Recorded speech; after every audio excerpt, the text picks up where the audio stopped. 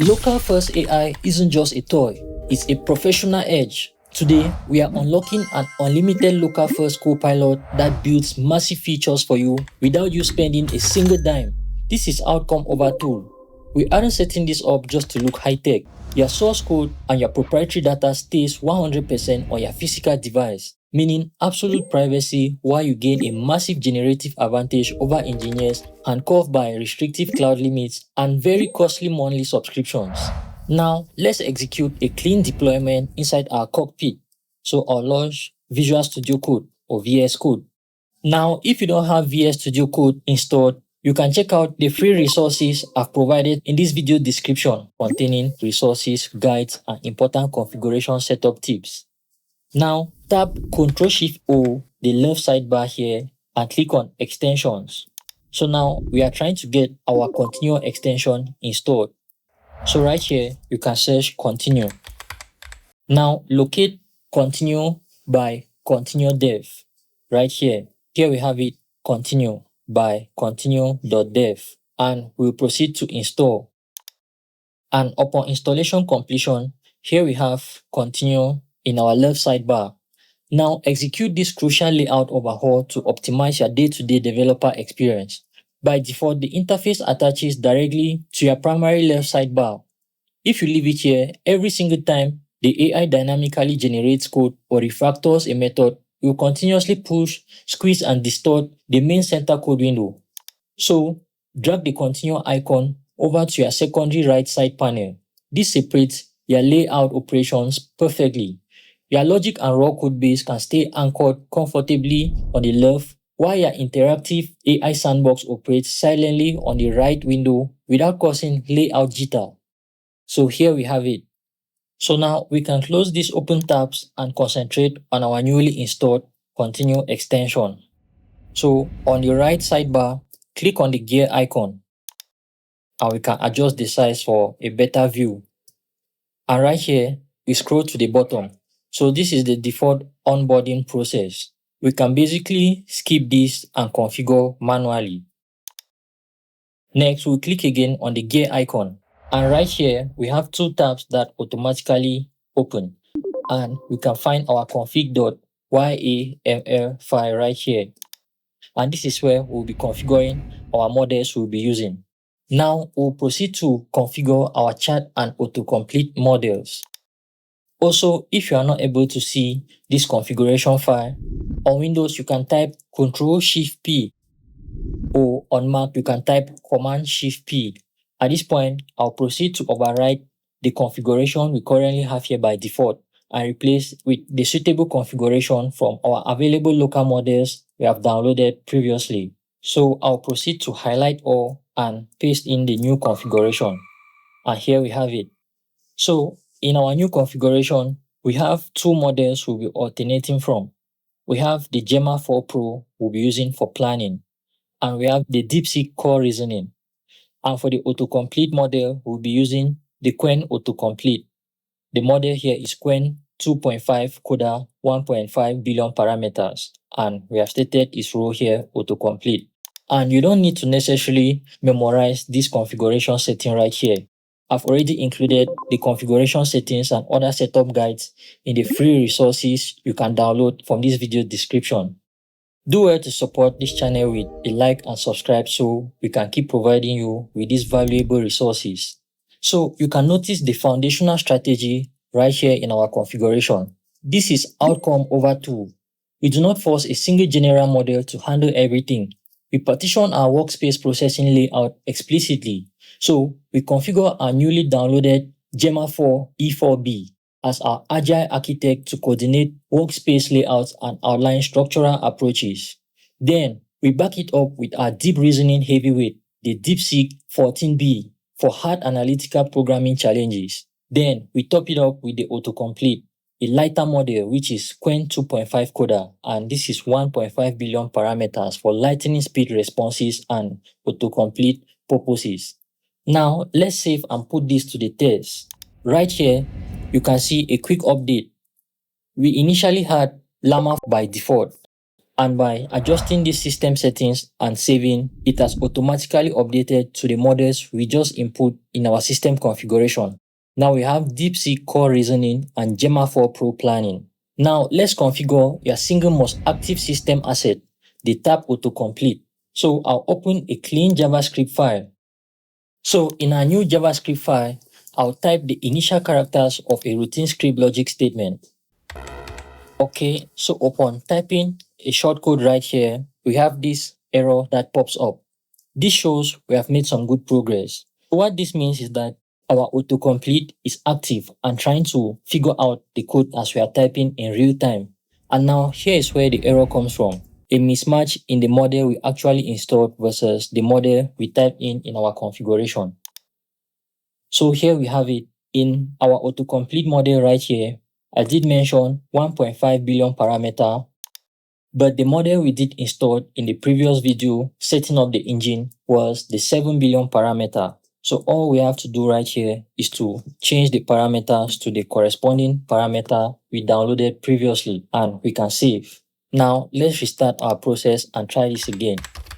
And right here, as I'm typing, you can see it already figures out what my intentions might be and is already providing a proposition for the code auto-completion. And I can easily tap on my keyboard to validate this suggestion. And just like that, our autocomplete is currently active and checking through our code as we are typing in real time. And here is how flexible our autocomplete feature works.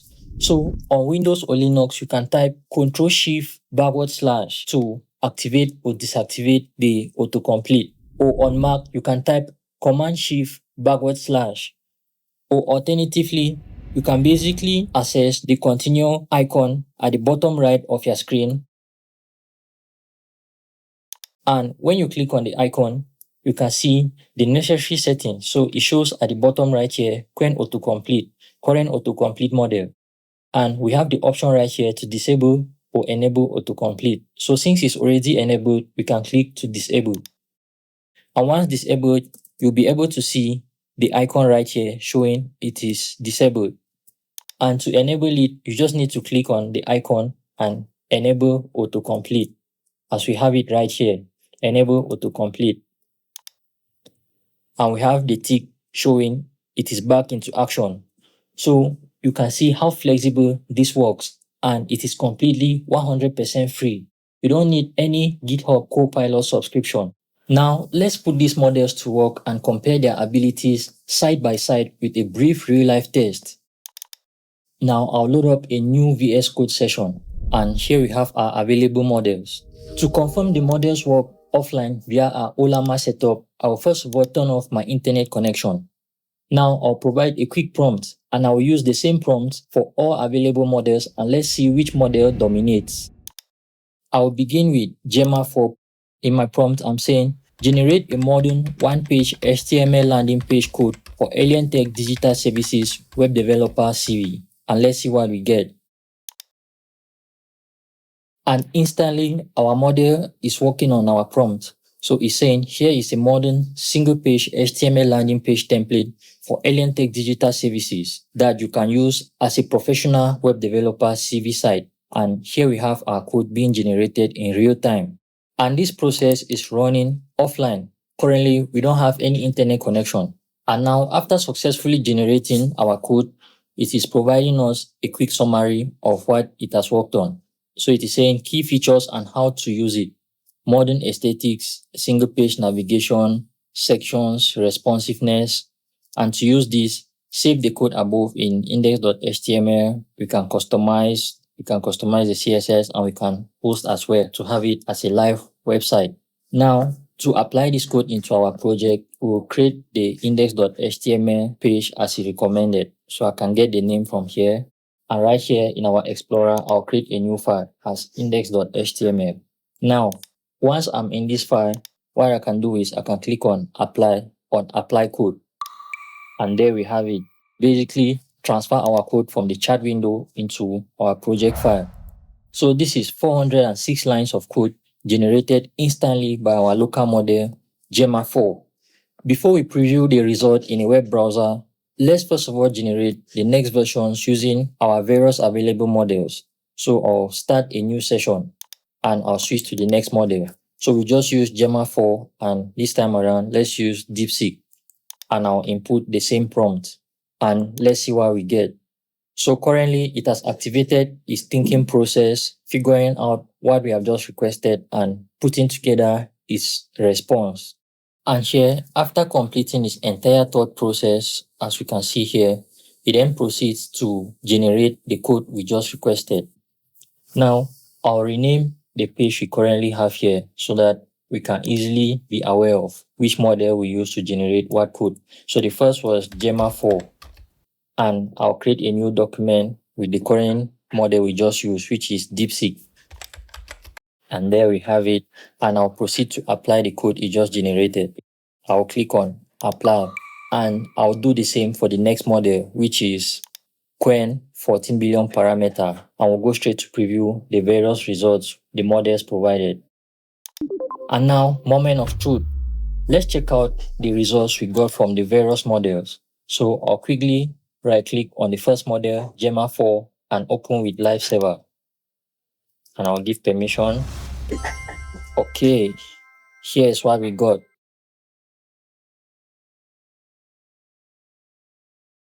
Okay, to me, this looks pretty organized and straight to the point. And this is just the first result from the pretty much vague prompt we gave the model.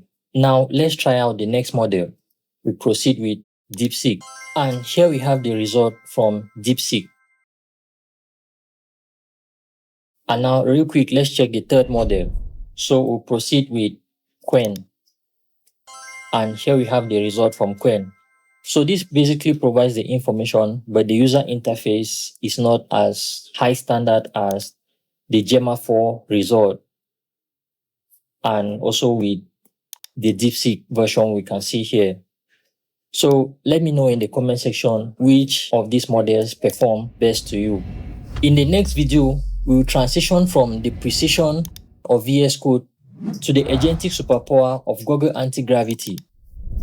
We will be solving one of the biggest pain points that comes with using Antigravity. I'm talking about cloud credits. So Antigravity is designed to be a high-end, agent-driven, integrated development environment that uses paid large language models based on cloud subscriptions like Gemini, Claude Sonnet, and Claude Opus, amongst other models available. And right here, you can see the model quota, like the available tokens or credits available for use. And upon exhaustion of your credits, you always have to resupply or acquire more credits or more tokens to keep your project running. And this has proven to be very costly for users in the long run. So to quit this high cost of usage, we will configure Antigravity to use our Ollama models, effectively giving us the agentic experience of Antigravity but for zero fees. Do well to support our efforts with a like, subscribe, and I'll see you in the next video. Cheers!